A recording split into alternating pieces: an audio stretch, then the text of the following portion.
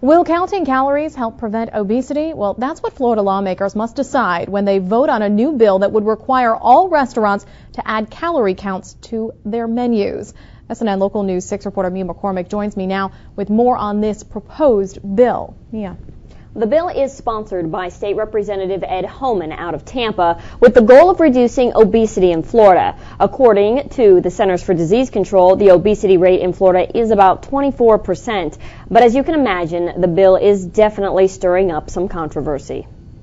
The people know when they go into a restaurant, they're going to be putting on calories. John Herald-Tribune says when you order a deep-fried hamburger at Jackie's Diner, you know exactly what you're getting. They know our food is like a comfort food. You know, you're going to get biscuit gravy and sausage and biscuits, and if that's what you want, you know it. I'm not hiding anything. You know that you're going to be picking up calories. Herald-Tribune balked at a new bill Florida lawmakers are considering that would require restaurants to put calorie counts on their menus.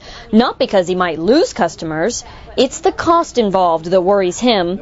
Simon Kirby owns a Whole Foods eatery. His menu features organic and vegetarian options, but with a jam-packed specials board that changes daily, trying to keep track of calories seems overwhelming. I don't know how I'll do it and how you would implement it, and also how it would be checked. How would I know did I get those calorific counts right? Even if restaurants are forced to comply, there's some debate over whether counting calories is the best way to promote health. A lot of foods that have empty calories or low cals don't really have the nutritional value in them. It's no secret that vegetables are some of the best choices you can make to lose weight, but restaurants may leave out some of the healthiest choices if they start counting calories. Broccoli and kale and cauliflower and these foods that have more dense nutrients in them tend to have more calories in them, but they also ramp up your metabolism. If the bill passes, large chain restaurants will have 1 year to change their menus.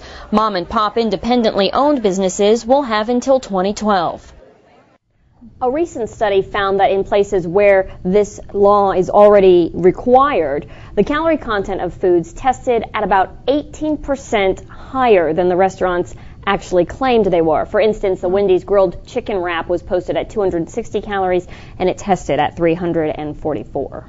So, and we actually heard a restaurant owner saying, how would this be checked? So how would it be checked up on? The Department of Health would be responsible for sort of policing it, but there's no penalties if your caloric count is off. They're not penalizing anybody, and that's actually written right into the bill that there will be no penalties for it. So it kind of brings up the question of whether or not you'll be getting accurate counts on the menus and if it really matters if there's no policing involved. Interesting. All right. Well, we will keep an eye on what happens with that in Tallahassee.